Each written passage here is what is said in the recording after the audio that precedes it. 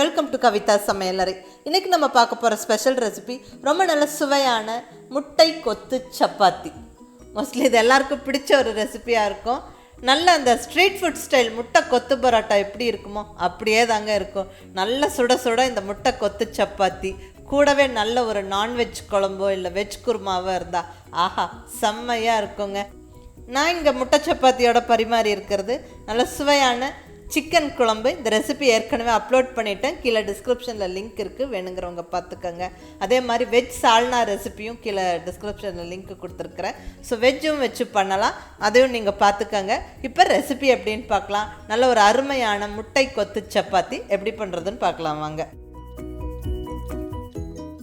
இப்போ இங்கே நல்ல முட்டை கொத்து சப்பாத்தி செய்யறதுக்கு 5 சப்பாத்திகளை எடுத்து வச்சுருக்குறேங்க.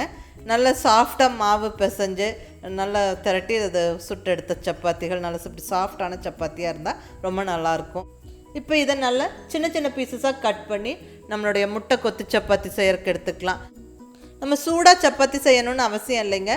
லெஃப்ட் ஓவர் சப்பாத்திஸ் இருந்தாலும் முட்டை கொத்து சப்பாத்தி செய்யறதுக்கு எடுத்துக்கலாம். அதாவது காலையில் சப்பாத்தி செய்கிற ஒரு 4-5 சப்பாத்தி மிச்சம் ஆயிடுச்சு அப்படின்னா நைட் அதை முட்டை கொத்து சப்பாத்தியாக போட்டுடலாம். ஆனால் என்னென்னா கண்டிப்பாக சப்பாத்தி ரொம்ப நல்லா சாஃப்டாக இருக்கணும், அப்போ தான் நம்மளுக்கு டேஸ்ட்டு பர்ஃபெக்டாக இருக்கும். ஸோ இப்போ சப்பாத்தி ரெடிங்க. அடுத்தது குழம்பு எடுத்து வச்சுருக்கிறேன். இங்கே நான் சிக்கன் குழம்பு எடுத்து வச்சுருக்கிறேன். நீங்கள் எந்த குழம்பு வேணாலும் எடுக்கலாம், வெஜ்ஜு குழம்பு எடுக்கலாம், அதாவது ஒரு மஷ்ரூம் குழம்போ இல்லை ஒரு நல்ல ஒரு வெஜ் சால்னாவோ எது வேணாலும் எடுத்துக்கலாம். இந்த குழம்பு சேர்த்து செய்யும் போது தான் அந்த பர்ஃபெக்ட் அந்த ஸ்ட்ரீட் ஃபுட் ஸ்டைல் டேஸ்ட்டு வரும். ஸோ நல்லா இங்கே ஒரு சிக்கன் குழம்பு நான் எடுத்து வச்சுருக்கிறேன். சப்பாத்தி ரெடி, சிக்கன் குழம்பு ரெடியாக இருக்குது. ஸோ இனி அடுத்தது எப்படி செய்கிறதுன்னு பார்த்துடலாங்க. ஃபஸ்ட்டு இந்த சப்பாத்திகளை நம்ம சின்ன சின்ன பீசஸாக கட் பண்ணிடலாம். இப்படி இந்த சப்பாத்தி இப்படி ரோல் பண்ணிவிட்டு நம்ம சின்ன சின்ன பீசஸாக இப்படி கட் பண்ணிடலாம். ஈஸியாக இருக்கும் நம்மளுக்கு கட் பண்ணுறதுக்கு. கையிலையும் பிச்சு போடலாம், பட் இது கொஞ்சம் ஃபாஸ்ட்டாக ஈஸியாக இருக்கும், அதுக்கு வேண்டி நம்ம பண்ணுறோம். கட் பண்ணி போட்ட சப்பாத்தி பீஸுகள் ரெடி. இப்படி 2-3 சப்பாத்தி சேர்த்து வச்சு நல்லா சுருட்டி கட் பண்ணிடலாங்க, அது இன்னுமே ஈஸியாக இருக்கும்.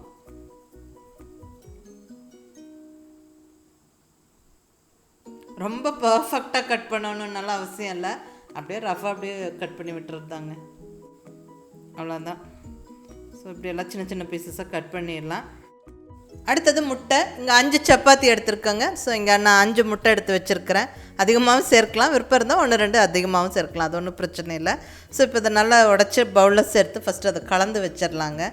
ஸோ நம்மளுக்கு டக்குன்னு செய்யறதுக்கு ஈஸியாக இருக்கும்.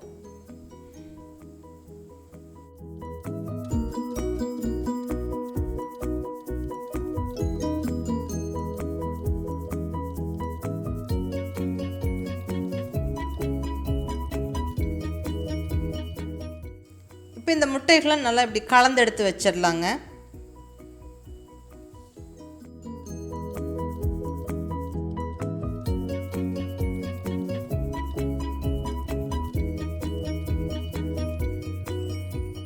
முட்டை ரெடி. இப்போ நம்ம முட்டை கொத்து சப்பாத்தி செய்ய ஸ்டார்ட் பண்ணிடலாம். இங்கே ஸ்டவ்வில் பேன் வச்சாச்சு. பேன் சூடானதுக்கப்புறம் 2 ஸ்பூன் ஆயில் சேர்த்துக்கிறேன். ஆயில் கொஞ்சம் சூடாகட்டும்.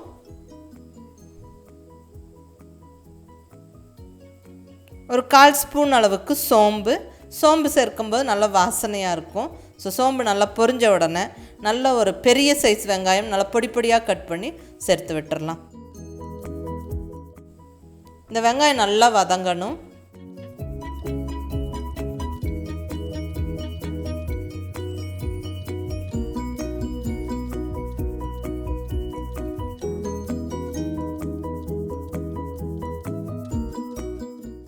இப்போ நல்லா ஒரு 1/2 ஸ்பூன் அளவுக்கு இஞ்சி பூண்டு விழுது ஜிஞ்சர் கார்லிக் பேஸ்ட்டு சேர்த்து நல்லா வதக்கி விட்டுறலாங்க. நல்லா அந்த பச்சை வாசனை போகிற வரைக்கும் வதங்கணும். நல்லா அந்த ரா ஃப்ளேவர் போய் நல்லா வாசனை வரணும். இங்கே ஜிஞ்சர் கார்லிக் பேஸ்ட்டு மற்ற மசாலா பொடியெல்லாம் கம்மியான அளவில் தான் சேர்க்குறோம், ஏன்னா நம்ம குழம்பும் இங்கே சேர்க்க போகிறோம். ஸோ அதனால் கம்மியாக சேர்க்குறோம். சப்போஸ் குழம்பு சேர்க்கலைன்னா கொஞ்சம் அதிகமாக இதோட டபுள் த குவான்டிட்டி சேர்த்துக்கோங்க.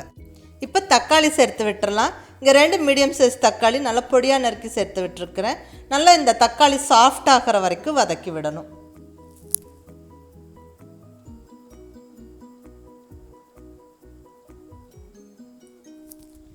இப்போ இதில் 1/2 ஸ்பூன் அளவுக்கு மஞ்சள் பொடி, கூடவே கொஞ்சம் உப்பும் சேர்த்து நல்லா வதக்கி விட்டுறலாங்க. தக்காளி ஈஸியாக மசிஞ்சு வெந்துடும். இப்போ இந்த உப்பெல்லாம் சேர்க்கும்போது நம்ம கவனமாக சேர்த்துக்கணும். உப்பு மசாலா பொடியெல்லாம் சேர்க்கும்போது, ஏன்னா குழம்பும் சேர்க்க போகிறோம். குழம்புல ஏற்கனவே உப்பு இருக்கும், மசாலா பொடி, காரம் எல்லாம் இருக்குங்க. ஸோ அதை நம்ம ஞாபகம் வச்சுட்டு சேர்த்துக்கோங்க. சப்போஸ் நம்ம குழம்பு சேர்க்காம வெறும் மசாலா பொடியெல்லாம் போட்டு செய்கிறோம் அப்படின்னா அதை அதிகமாக சேர்த்துக்கோங்க. ஸோ உங்கள் டேஸ்ட்டுக்கு தகுந்த மாதிரி இதெல்லாம் சேர்த்துக்கோங்க. பட் குழம்பு சேர்த்து செய்யும்போது அந்த பக்கா ஸ்ட்ரீட் ஃபுட் ஸ்டைல் அப்படியே நம்மளுக்கு கிடைக்கும். இப்போ மசாலா பொடியெல்லாம் ஒவ்வொன்றா போட்டு விட்டுறலாம். நல்ல ஒரு 1/2 ஸ்பூன் அளவுக்கு மிளகாய் பொடி, 1 ஸ்பூன் குழம்பு மல்லிப்பொடி, ஒரு 1/4 ஸ்பூன் கரம் மசாலா பொடி. ஏன்னா நம்ம குழம்பு சேர்க்கறதுனால நான் இங்கே கொஞ்சம் கொஞ்சமாக சேர்த்துக்கிறேன். இந்த மசாலா பொடியெல்லாம் அந்த முட்டைக்கிழவை சேர்த்துக்கிறேன். நல்லா கலந்து விட்டுட்டு அந்த மசாலா பொடியோட ரா ஃப்ளேவர் போய் நல்லா வாசனை வந்ததுக்கப்புறம் இப்போ நம்ம கட் பண்ணி வச்சுருக்கிற சப்பாத்திகளை போட்டு விட்டுறலாம். இப்போ ஸ்டவ்வை நல்லா மீடியம் ஃப்ளேமில் வச்சுக்கிட்டு நல்லா இந்த சப்பாத்தி பீசஸை நல்லா வதக்கி விடுங்க. ஒரு 2-3 நிமிஷம் நல்லா இந்த சப்பாத்தி நல்லா சூடாகணும்.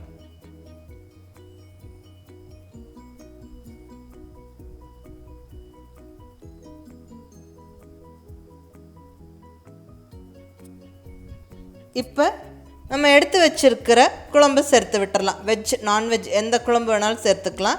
ரொம்ப நல்லாயிருக்கும். இந்த குழம்பெல்லாம் இந்த சப்பாத்தியில் அப்படியே அப்சர்வ் ஆகி அது கலந்து அந்த வெந்து வரும்போது ரொம்பவுமே சூப்பராக இருக்குங்க. ஸோ நல்லா நிறையா குழம்பு ஊற்றி விட்டு நல்லா கலந்து விட்டுருங்க.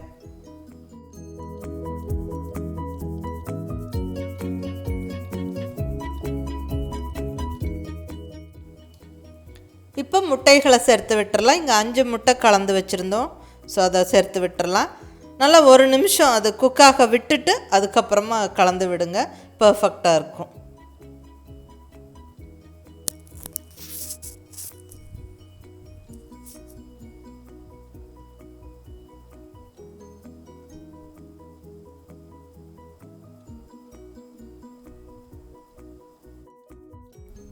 வெல்லம் நல்லா கலந்தாச்சு. இப்போ நல்லா பொடியாக நறுக்கின கொத்தமல்லி இலை ஒரு கையளவு அப்படியே தூவி விட்டு நல்லா கலந்துடலாம். அவ்வளோதாங்க. நல்ல கமகமான வாசனையோட ரொம்ப ரொம்ப சுவையான நம்மளுடைய முட்டை கொத்து சப்பாத்தி ஜம்முன்னு ரெடி ஆயிடுச்சு. நல்லா இந்த சுட சுட கொத்து சப்பாத்தி போட்டு அருமையான குருமா, நான்வெஜ் குருமா அல்லது வெஜ் குருமா எது வேணாலும் சேர்த்துக்கிட்டு கூடவே ஒரு ஆனியன் ரைத்தாவும் வச்சுக்கிட்டா ஆஹா செம்மையாக இருக்குங்க. நாங்கள் ரொம்ப என்ஜாய் பண்ணணும் இந்த டிஷ்ஷை. நீங்களும் கண்டிப்பாக செஞ்சு பார்த்துட்டு எப்படி இருந்துச்சுன்னு உங்கள் ஃபீட்பேக் சொல்லுங்கள். பிடிச்சிருந்தால் லைக் பண்ணி, ஷேர் பண்ணி, கமெண்ட் பண்ணுங்கள். கவிதா சமையலறை சப்ஸ்கிரைப் பண்ணி என்னுடைய மற்ற ரெசிபிஸும் வீடியோஸும் பாருங்கள். தேங்க்யூ.